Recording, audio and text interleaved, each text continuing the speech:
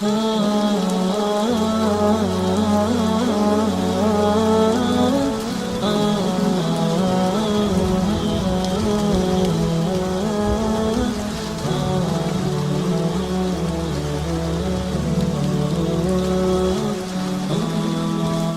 جس کتاب کا تعارف آپ کی خدمت میں پیش کریں گے انتہائی مشہور و معروف کتاب ہے، کتاب کافی، کتاب الکافی، جو کہ ثقۃ الاسلام محمد بن یعقوب بن اسحاق کلینی، محمد بن یعقوب بن اسحاق کلینی کی تصنیف کردہ یہ کتاب ہے، جن کی کنیت ابو جعفر ہے اور جو معروف ہیں کلینی کے نام سے۔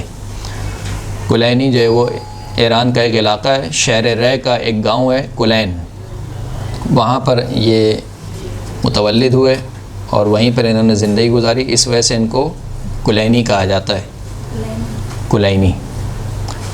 اور ان کو رازی بھی کہا جاتا ہے، رازی، کیونکہ شہر رے سے نسبت ہے ان کی، شہر رے کا ہی وہ گاؤں تھا کلین، تو لہٰذا ان کو رازی بھی کہا جاتا ہے۔ جیسے ایک اور ہیں اہل سنت کے، کون ہیں؟ فخر الدین رازی، ان کو بھی اسی وجہ سے رازی کہتے ہیں، شہر رے کے رہنے والے تھے وہ۔ اور دوسرے جو ان کے القابات ہیں، ان کو بغدادی بھی کہا جاتا ہے اور السلسلی بھی کہا جاتا ہے۔ ان کو سلسلی اس وجہ سے کہا جاتا ہے کہ یہ ایک جو دروازہ تھا، جو سلسلہ بغداد جس کا نام تھا، وہاں سے ان کو منسوب کیا جاتا ہے۔ اور ان کے جو مشہور القاب ہیں، ان میں سے جو مشہور ترین لقب ہے رئیس المحدثین اور ثقۃ الاسلام، سب سے مشہور لقب ان کا ثقۃ الاسلام ہے۔ ثقۃ الاسلام یعنی اسلام کے معاملے میں مورد اعتماد شخصیت، ثقۃ الاسلام محمد بن یعقوب بن اسحاق کلینی۔ ان کی ولادت کب ہوئی ہے اس بارے میں جو ہے وہ معلوم نہیں ہے، تاریخ میں کوئی ایسی ہمیں نقل نہیں ملتی کہ جس میں بیان کیا گیا ہو کہ ان کی تاریخ پیدائش کیا ہے۔ البتہ تاریخ وفات کے بارے میں کہتے ہیں کہ سن 329 ہجری میں ان کی وفات ہوئی، اور ان کی جو وفات ہوئی تھی وہ شہر بغداد میں جو باب کوفہ ہے وہاں پر ان کی وفات ہوئی تھی، وہیں پر ان کو دفنایا گیا اور وہیں پر ان کا مقبرہ بھی آج بھی وہیں پر ان کا مقبرہ موجود ہے شہر بغداد میں۔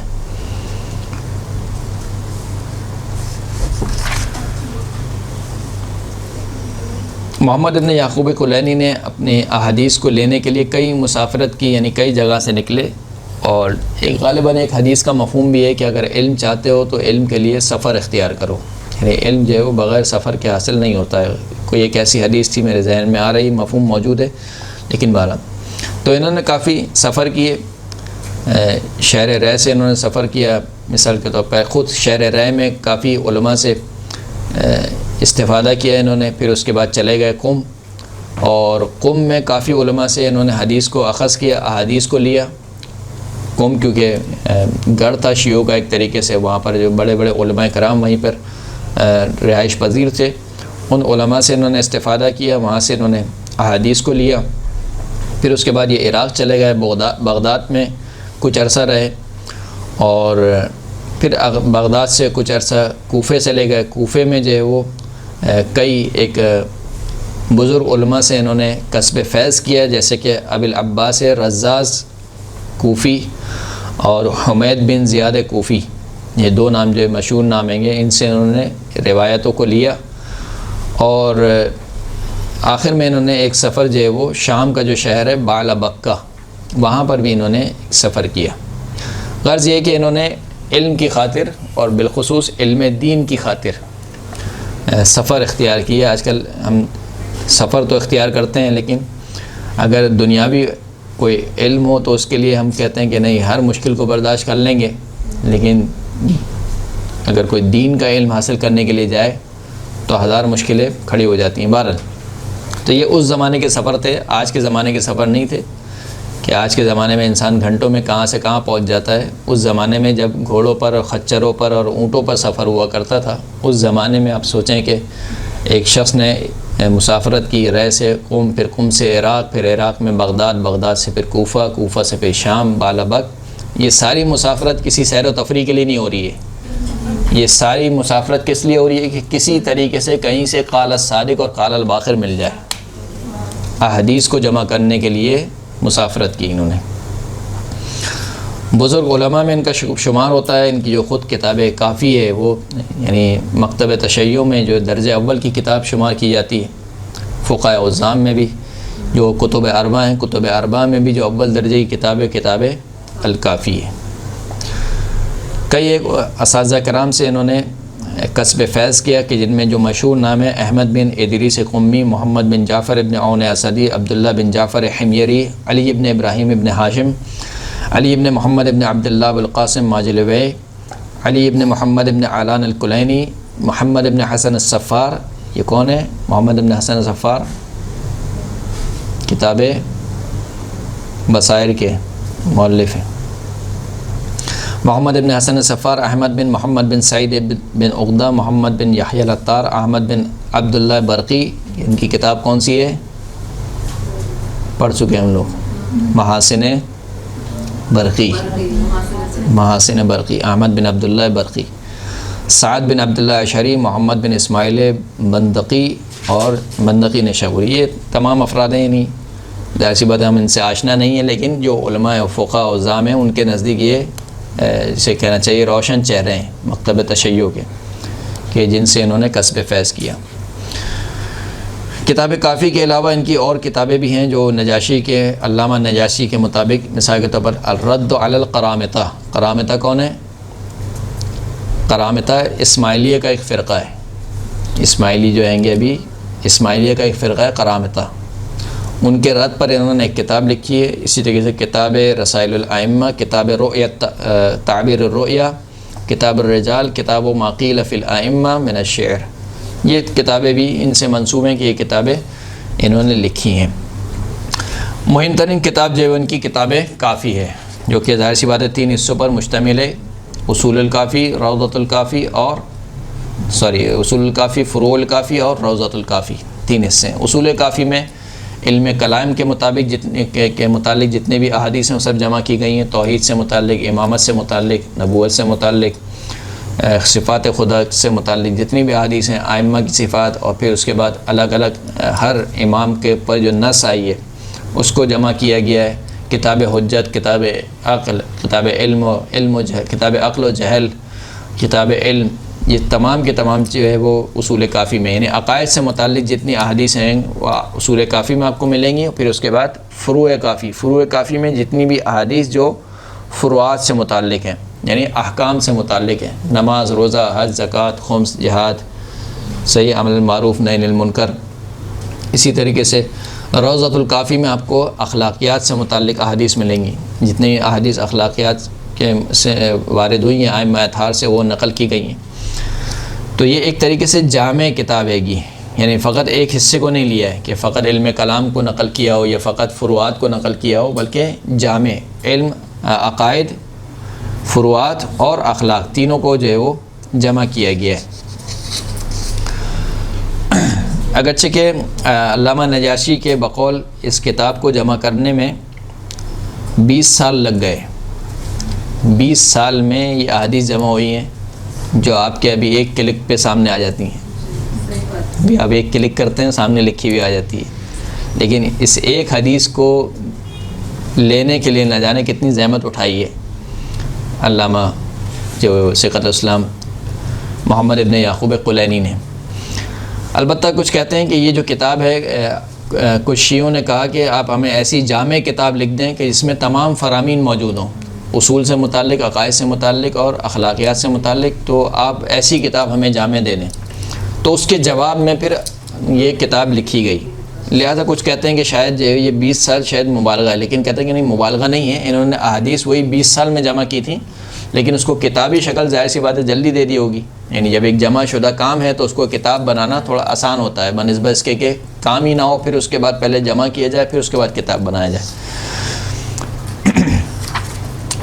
البتہ اس کے نسخوں کے بارے میں کچھ باتیں ہیں، لیکن وہ آپ کے سطح عمومی سے عمومی باتیں، بلند باتیں، لہٰذا وہ یہاں پر ہم ابھی نہیں کر رہے ہیں.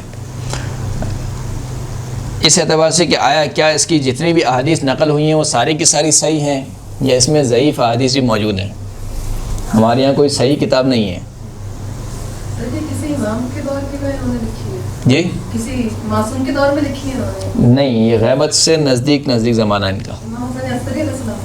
نہیں، غیبت سے کہہ رہا ہوں، غیبت، کیونکہ ان کی وفات ہے 329 ہجری میں. اور غیبت کب شروع ہوئی ہے؟ 255 یا غیبت کبریٰ آپ لگائیں 260 اور 329 میں زیادہ فرق نہیں ہے، یعنی اسی غیبت کے دور میں انہوں نے اس کتاب کو جمع کیا ہے. تو اس کتاب کے بارے میں بہرحال کہتے ہیں کہ آیا کہ ساری کی ساری احادیث اس میں صحیح ہیں. جیسے اہل سنت کیا ہے، صحیح بخاری ہے، صحیح مسلم ہے، یا سیاہ ستہ ان کے یہاں موجود ہیں. ان کو اگرچہ کہ نام ان کا صحیح ہے، لیکن خود اہل سنت بھی کہتے ہیں کہ ان میں سے بعض روایت ضعیف ہیں، ضعیف السند ہیں. تو کیا ہمارے یہاں بھی کوئی صحیح کتاب ہے یا نہیں ہے؟ ہمارے یہاں کوئی صحیح کتاب نہیں ہے. ہمارے یہاں صحیح کیا ہے؟ فقط قرآن مجید ہے، اللہ کا کلام، وہ صحیح ہے. لیکن خود کتاب کافی کے بارے میں بھی علماء کے درمیان دو گروہ ہیں. کچھ کہتے ہیں کہ اس کی ساری روایت صحیح روایت ہے، آپ کو سند دیکھنے کی ضرورت نہیں ہے، یعنی ایک روایت بس الکافی میں آ گئی، اس کا مطلب یہ صحیح ہے، آپ کو اس کے سند کی زیادہ بررسی کرنے کی ضرورت نہیں ہے. لیکن اس کے مقابل میں دوسرے فقہا ہیں، وہ کہتے ہیں کہ نہیں، اس کتاب میں بھی ضعیف احادیث موجود ہیں.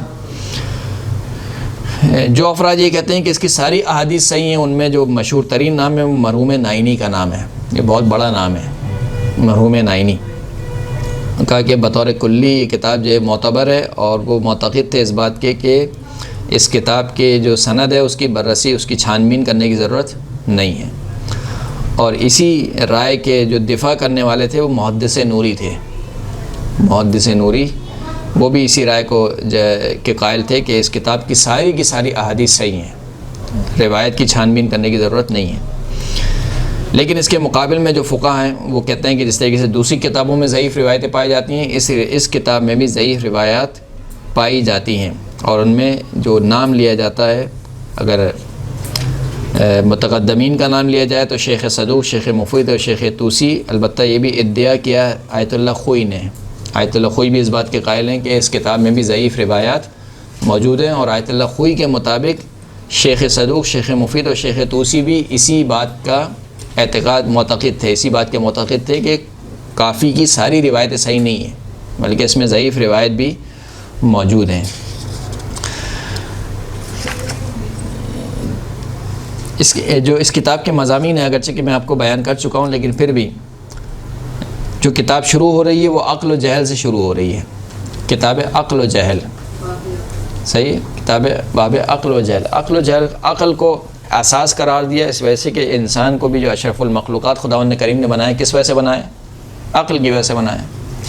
وہ عقل سے مراد یہ ہے کہ وہ قوہ مدرکہ، جو درک کرنے والی صلاحیت انسان کے پاس موجود ہے، وہ دیگر حیوانات کے پاس موجود نہیں ہے. لہٰذا عقل کو حجت باطنہ کہا گیا.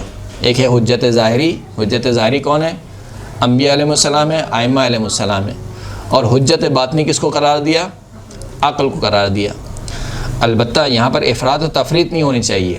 کچھ افراد ہیں جو بالکل عقل گرا، جن کو کہا جاتا ہے فارسی میں عقل گرا، یعنی وہ کہتے ہیں ہر چیز کو عقل سمجھنا چاہتے ہیں. جو ہماری عقل بھی کون سی عقل؟ جو ان کی خود کی عقل ہے، یعنی جو میری عقل میں آ رہا ہے وہ صحیح ہے، اس کے علاوہ سب غلط ہے، چاہے وہ امام کا قول ہی کیوں نہ ہو، نعوذ باللہ. یعنی کوئی حدیث سامنے ان کے لا کے پیش کی جائے کہ بھائی یہ حدیث ہے، بولا نہیں، یہ تو عقل کے برخلاف ہے.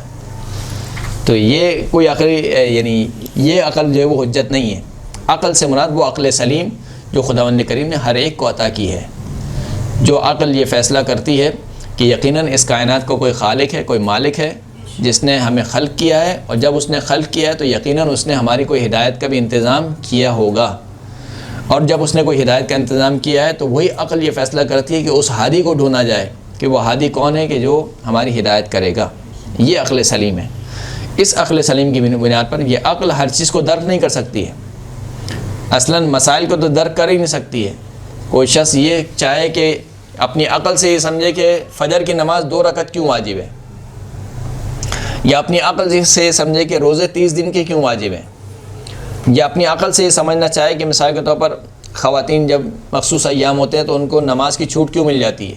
یعنی کوئی مرد کہے کہ ہم مثال کے طور پر نمازیں پڑھیں پورے سال اور ان کو چھوٹ مل جائے، یا دیگر اور احکامات مثال کے طور پر.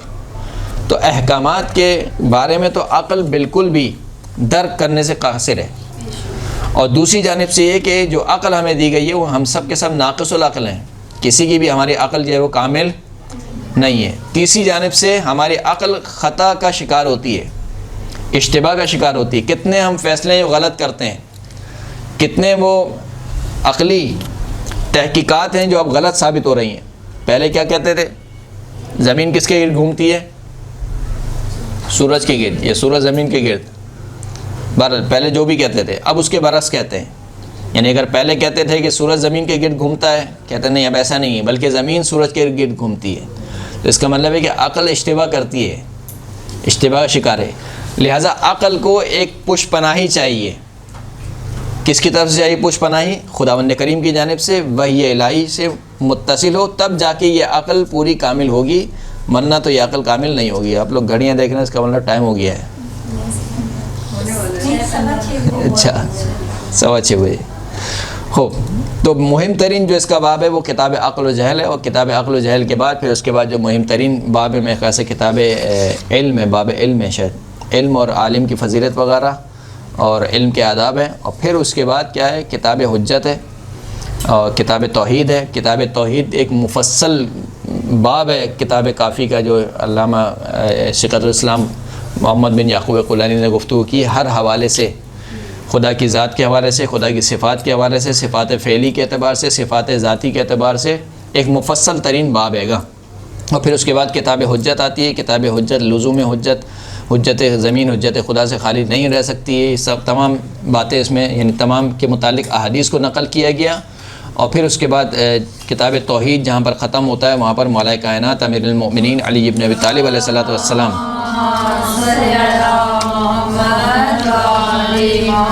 کہ ایک مفصل روایت ہے جس کو کتاب جو وہ جس روایت کا نام انہوں نے دیا ہے جوامع التوحید. جوامع التوحید ایک مفصل خطبہ ہے مولا کائنات کا، اور اس خطبے کے انتہائی لطیف نکات کو علامہ کلینی نے، شیخ الاسلام کلینی نے بیان کیا ہے. صفات الہی کو، صفات خداوند کریم کو مفصل طور پر بیان کیا گیا، اور بہت سے وہ صفات جلال اور صفات کمال کو بیان کیا گیا. اب تو دروازہ بھی کھٹکھٹانے لگے لوگ. اچھا صحیح. بہرحال پھر اس کے بعد فروع کافی آتی ہے، اور پھر ایک کتاب نوادر ہے. کتاب نوادر جو اسی میں ایک طریقے سے کشکول کی طریقے سے مختلف موضوعات پر علامہ کیا بولتے ہیں شیخ الاسلام محمد بن یعقوب کلینی نے جو وہ روایات کو نقل کیا ہے، چاہے وہ احادیث اخلاقیات سے متعلق ہوں، علم کلام سے متعلق ہوں، فضائل ائمہ سے متعلق ہوں، اس میں ان روایات کو جمع کیا ہے. وآخر الدعوانا ان الحمد للہ رب العالمین.